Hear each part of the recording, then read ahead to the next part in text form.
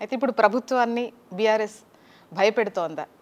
Next ఉప ఎన్నికలు రాబోతున్నాయి అన్నటువంటి ఒక విధంగా చెప్పాలి అని అంటే బిల్డర్లు కావచ్చు, పారిశ్రామికవేత్తలు కావచ్చు, మేము డబ్బులు పెడతాం మీరు పడగొట్టండి అన్నది మమ్మల్ని అడుగుతున్నారు అని కొంతమంది బీఆర్ఎస్ నేతలు మాట్లాడడం చూస్తూ ఉంటే భయపెడుతున్నారు. అందుకోసమే ఈ విధంగా ఫిరాయింపులు చేస్తూ భయపడే ఫిరాయింపులు చేస్తున్నాం అన్న కాడికి చెప్తున్నారు కదా. లేదు జ్యోత్స్న గారు, వాస్తవానికి ఈ దేశంలో ఫిరాయింపుల పర్వానికి బీజం వేసిందే కాంగ్రెస్ కదా.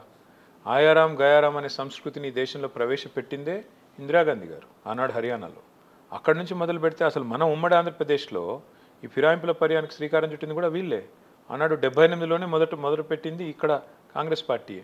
తర్వాత 2004లో టీఆర్ఎస్తో పొత్తు పెట్టుకొని 26 మంది ఎమ్మెల్యేలు మేము గెలిస్తే అందులో 10 మందిని కాంగ్రెస్ పార్టీ వైపు మలుపుకున్నది వాళ్ళు కాదా? ఆ తర్వాత నీవు నేర్పిన విద్య నీరజాక్ష అన్నట్టు ఇతర పార్టీలన్నీ అందిపుచ్చుకున్నాయి. బీజేపీ కావచ్చు, బీఆర్ఎస్ కావచ్చు, ఫిరాయింపులు, విలీనాలు ఇవన్నీ కూడా కాంగ్రెస్ నేర్పిన దాన్నే ఇతర పార్టీలు అందిపుచ్చుకున్నాయి తప్ప ఇవాళ కాంగ్రెస్కు ఇతరులు నిందించడానికి లేదు. నెంబర్ 1. రెండవది, మీరు గమనిస్తే నిజంగా మా ఎమ్మెల్యేలు కొంతమంది చెప్తున్న మాటల్లో అదేది కూడా అతిశయోక్తి కాదు. మేము ప్రజల్లో తిరుగుతున్నప్పుడు మాట్లాడుతున్నప్పుడు ఇంకా ఎన్ని రోజులు మోయాలి స్వామి వీళ్ళని, వీళ్ళు అడ్డిమారి గుడ్డి దెబ్బ అంటారు కదా తెలంగాణలో, అట్లా వచ్చి పడ్డారు, తంతే గారెల బుట్టలో పడ్డట్టు పడ్డారు, వీళ్ళని ఎన్ని రోజులు భరించాలి, ఎట్లా భరించాలి, మేము భరించలేకపోతున్నాం, ఏదన్నా ఉపాయం ఉంటే చెప్పండి. ఇదేదో ఆషామాషిగా చెప్పట్లేదు. నేను ఒకరోజు సిటీ సెంటర్ మీదుగా బంజారా హిల్స్ నుంచి వస్తున్నా, పక్కన ఒక ఆటో ఆయన ఆగాడు.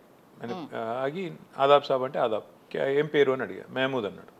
మహమూద్ భాయ్ క్యా చల్ రా అంటే ఎట్లా నడుస్తుంది అంటే క్యా సాబ్ సాబ్ బర్బాతే, అసలు ఏముంది ఏం లేదు అన్నాడు. నాకు ఎందుకు అన్న, నేను రోజుకు 2,500 సంపాదించుకొని ఇప్పుడు 1000 రూపాయలు వస్తలేవు, ఏం చేయాలి నేను అని మొదలుపెట్టిండు.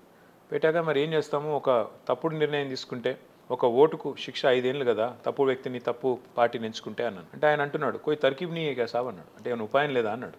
అంటే ఈ మాట మేమండం కాదు, జనాల్లోంచి వస్తుంది. ఎన్ని రోజులు భరించాలి వీళ్ళ మోసాన్ని? 100 రోజుల్లో 6 గ్యారెంటీలు అమలు అన్నారు, 420 హామీలు ఇచ్చారు. 100 రోజులపై 500 రోజులు అయిపోయినది.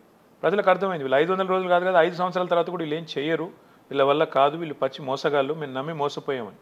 కానీ తప్పు రేవంత్ రెడ్డి గారిది కూడా కాదు. ఎందుకంటే రేవంత్ రెడ్డి గారు ఆయన చాలా నిజాయితీ గల మోసగాడు. ఆయనే చెప్పాడు, ప్రజలు మా చేతుల్లో మోసపోవాలని కోరుకుంటారు, మోసపోవాలని వారు కోరుతున్నప్పుడు తప్పకుండా మేము మోసం చేయాలన్నాడు, చేశాడు. మోసపోయింది ప్రజలు, ఇవాళ మోసపోయామని బాధపడుతున్నారు. నేను అనేదల్లా ఏంటంటే మేము దానికోసం మీద అర్జెంటుగా అధికారంలోకి రావాలని మేమేమి అరువులు దాచట్లేదు, మేము అర్జెంటుగా రావాలని కోరుకోవట్లేదు. 2028 డిసెంబర్ అప్పటిదాకా రేవంత్ రెడ్డి గారికి గడువు ఉంది. 5 ఏళ్ళు ఆయనే ఉండాలి, 5 ఏళ్ళు ఈ ప్రభుత్వం ఉండాలి. ఎందుకంటే ఆయన 5 ఏళ్ళు ఉంటే ఇంకొక 15-20 ఏళ్ళు కాంగ్రెస్ మళ్ళీ ఓటేయడు. అందుకే నేను కోరుకునేది మనస్ఫూర్తిగా వారి ప్రభుత్వం కొనసాగాలి.